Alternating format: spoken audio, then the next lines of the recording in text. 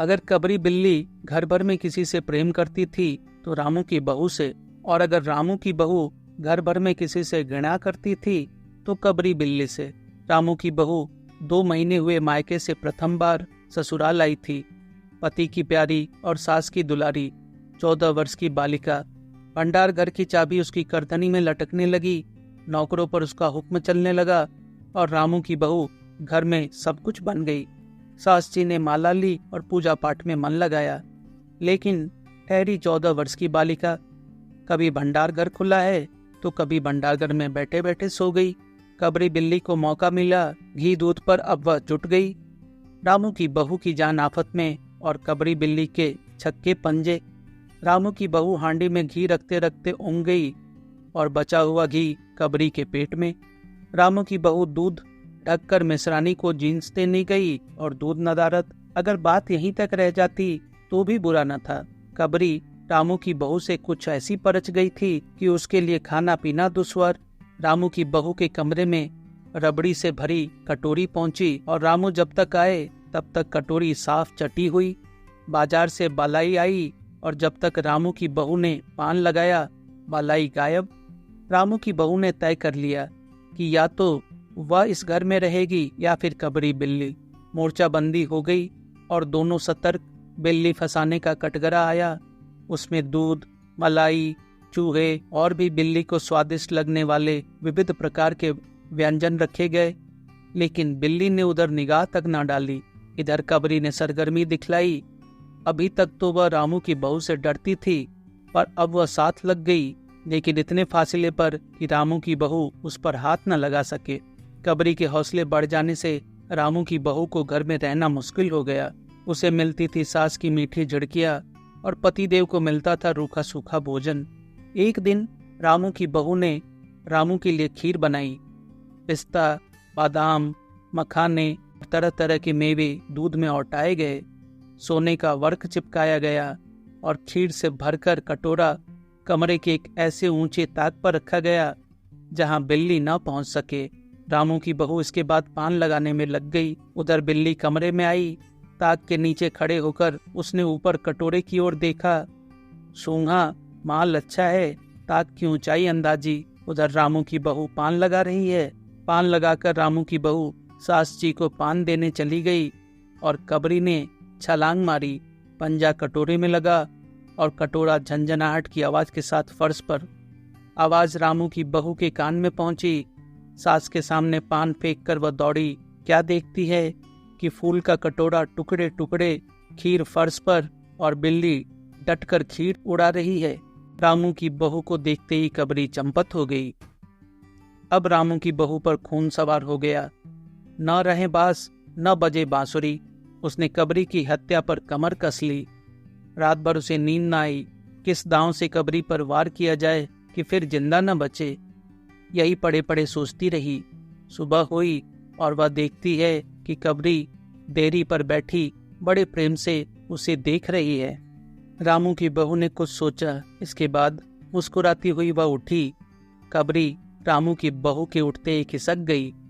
रामू की बहू एक कटोरा दूध कमरे के दरवाजे की देरी पर रखकर चली गई। हाथ में पाटा लेकर वह लौटी तो देखती है कि कबरी दूध पर जुटी हुई है। मौका हाथ में आ गया। सारा बल लगाकर पाटा उसने बिल्ली पर पटक दिया। कबरी न हिली, न डुली, न चीखी, न चिल्लाई, बस एकदम उलट गई। आवाज जो हुई तो मेहरी झाड़ू छोड़कर, मिसरानी रसोई छोड़कर और सास पूजा छोड़कर घटना स्थल पर उपस्थित हो गए। रामू की बहू सर झुकाए हुए अपराधिन की भांति बातें सुन रही है। मेहरी बोली, अरे राम, बिल्ली तो मर गई। माँ जी, बिल्ली की हत्या बहू से हो गई, यह तो बुरा हुआ। मिसरानी बोली, माँ जी, बिल्ली की हत्या और आदमी की हत्या बराबर है। हम तो रसोई ना बनावेंगे जब तक बहू के सिर हत्या रहेगी। सास जी बोली, हाँ ठीक तो कहती हो। अब जब तक बहू के सर से हत्या न उतर जाए तब तक न कोई पानी पी सकता है न खाना खा सकता है। बहू, यह क्या कर डाला तुमने? मैरी ने कहा, फिर क्या हो, कहो तो पंडित जी को बुला लाई। सास की जान में जान आई। अरे हाँ, जल्दी दौड़ और पंडित जी को बुला ला। बिल्ली की हत्या की खबर बिजली की तरह पड़ोस में फैल गई। पड़ोस की औरतों का रामू के घर तांता बन गया। चारों तरफ से प्रश्नों की बौछार और रामू की बहू सिर झुकाए बैठी हुई है। पंडित परमसुख को जब यह खबर मिली, उस समय वे पूजा कर रहे थे। खबर पाते ही वे उठ पड़े।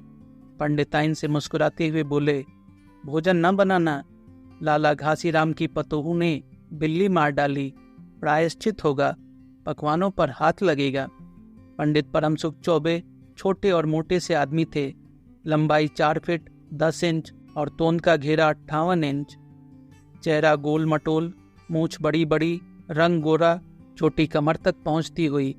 कहा जाता है मथुरा में जब पंसेरी खुराक वाले पंडितों को ढूंढा जाता है तो पंडित परमसुख जी उस लिस्ट में प्रथम स्थान पाते हैं। पंडित परमसुख पहुंचे और कोरम पूरा हुआ। पंचायत बैठी। सास जी, मिश्रानी, किस्नू की माँ, छन्नू की दादी और पंडित परमसुख। बाकी स्त्रियां बहू से सहानुभूति प्रकट कर रही थी। किस्नू की माँ ने कहा, पंडित जी, बिल्ली की हत्या करने से कौन नरक मिलता है? पंडित परमसुख ने पत्रा देखते हुए कहा, बिल्ली की हत्या अकेले से तो नरक का नाम नहीं बतलाया जा सकता। वह मुहूर्त भी मालूम हो, जब बिल्ली की हत्या हुई तब नरक का पता लग सकता है। यही कोई 7 बजे सुबह, मिश्रानी जी ने कहा। पंडित परमसुख ने पत्रे के पन्ने उल्टे, अक्षरों पर उंगलियां चलाई, माथे पर हाथ लगाया और कुछ सोचा। चेहरे पर धुंधलापन आया, माथे पर बल पड़े, नाक कुछ सिकुड़ी और स्वर गंभीर हो गया। हरे कृष्ण, हरे कृष्ण। बड़ा बुरा हुआ। प्रातःकाल ब्रह्म मुहूर्त में बिल्ली की हत्या, घोर कुंभी पाक नरक का विधान है। रामू की माँ, यह तो बड़ा बुरा हुआ। रामू की माँ की आंखों में आंसू आ गए। तो फिर पंडित जी, अब क्या होगा, आप ही बतलाएं। पंडित परमसुख मुस्कुराए। रामू की माँ, चिंता की कौन सी बात है, हम पुरोहित फिर कौन दिन के लिए हैं। शास्त्रों में प्रायश्चित का विधान है, सो प्रायश्चित से सब कुछ ठीक हो जाएगा। रामू की माँ ने कहा, पंडित जी, इसीलिए तो आपको बुलवाया था। अब आगे बतलाओ कि क्या किया जाए। किया क्या जाए? यही एक सोने की बिल्ली बनवाकर बहू से दान करवा दी जाए। जब तक बिल्ली न दे दी जाएगी तब तक तो घर अपवित्र रहेगा। बिल्ली दान देने के बाद 21 दिन का पाठ हो जाए। छन्नू की दादी बोली, हाँ और क्या, पंडित जी तो ठीक ही कहते हैं। बिल्ली अभी दान दे दी जाए और पाठ फिर हो जाए। रामू के माँ ने कहा, तो पंडित जी, कितने तोले की बिल्ली बनवाई जाए? पंडित परमसुख मुस्कुराए। अपनी तोंद पर हाथ फेरते हुए उन्होंने कहा, बिल्ली कितने तोले की बनवाई जाए? अरे रामू की माँ, शास्त्रों में तो लिखा है कि बिल्ली के वजन भर सोने की बिल्ली बनवाई जाए। लेकिन अब कलयुग आ गया है, धर्म कर्म का नाश हो गया है, श्रद्धा रही नहीं। सो रामू की माँ, बिल्ली के तौल भर की बिल्ली तो क्या बनेगी, क्योंकि बिल्ली 20-21 सेर से कम की क्या होगी। हाँ, कम से कम 21 तोले की बिल्ली बनवा के दान करवा दो, और आगे तो अपनी अपनी श्रद्धा। रामू की माँ ने आंखें फाड़कर पंडित परमसुख को देखा। अरे बाप रे, 21 तोला सोना! पंडित जी, यह तो बहुत है। तोला भर की बिल्ली से काम ना निकलेगा। पंडित परमसुख हंस पड़े। रामू की माँ, 1 तोला सोने की बिल्ली? अरे रुपया का लोभ बहू से बढ़ गया क्या? बहू के सिर बड़ा पाप है, इसमें इतना लोभ ठीक नहीं। मोल तोल शुरू हुआ और मामला 11 तोले की बिल्ली पर ठीक हो गया। इसके बाद पूजा पाठ की बात आई। पंडित परमसुख ने कहा, उसमें क्या मुश्किल है, हम लोग किस दिन के लिए हैं रामू की माँ, मैं पाठ कर दिया करूँगा। पूजा की सामग्री आप हमारे घर भिजवा देना। पूजा का सामान कितना लगेगा? अरे कम से कम में हम पूजा कर देंगे। दान के लिए करीब 10 मन गेहूँ, 1 मन चावल, 1 मन दाल, मन भर तिल, 5 मन जौ और 5 मन चना, 4 पसेरी घी और मन भर नमक भी लगेगा। बस इतने से काम चल जाएगा। अरे बाप रे, इतना सामान! पंडित जी, इसमें तो 100-150 रुपया खर्च हो जाएगा। रामू की माँ ने रुआंसी होकर कहा, फिर इससे कम में तो काम ना चलेगा। बिल्ली की हत्या कितना बड़ा पाप है रामू की माँ। खर्च को देखते वक्त पहले बहू के पाप को तो देख लो। यह तो प्रायश्चित है, कोई हंसी खेल थोड़े ही है। और जैसी जिसकी मर्यादा, प्रायश्चित में उसे वैसा खर्च भी करना पड़ता है। आप लोग कोई ऐसे वैसे थोड़े हैं। अरे 100-150 रुपया आप लोगों के हाथ का मैल है। पंडित परमसुख की बात से पंच प्रभावित हुए। किस्नू की माँ ने कहा, पंडित जी ठीक तो कहते हैं, बिल्ली की हत्या कोई ऐसा वैसा पाप तो है नहीं, बड़े पाप के लिए बड़ा खर्च भी चाहिए। छन्नू की दादी ने कहा, और नहीं तो क्या, दान पुण्य से ही पाप कटते हैं, दान पुण्य में किफायत ठीक नहीं। मिश्रानी ने कहा, और फिर माँ जी आप लोग बड़े आदमी ठहरे, इतना खर्च कौन आप लोगों को अखरेगा। रामू की माँ ने अपने चारों ओर देखा। सभी पंच पंडित जी के साथ पंडित परमसुख मुस्कुरा रहे थे। उन्होंने कहा, रामू की माँ, एक तरफ तो बहू के लिए कुंभी पाक न रखे और दूसरी तरफ तुम्हारे जिम्मे थोड़ा सा खर्चा है, सो उससे मुंह न मोड़ो। एक ठंडी सांस लेते हुए रामू की माँ ने कहा, अब तो जो नाच नचाओगे नाचना ही पड़ेगा।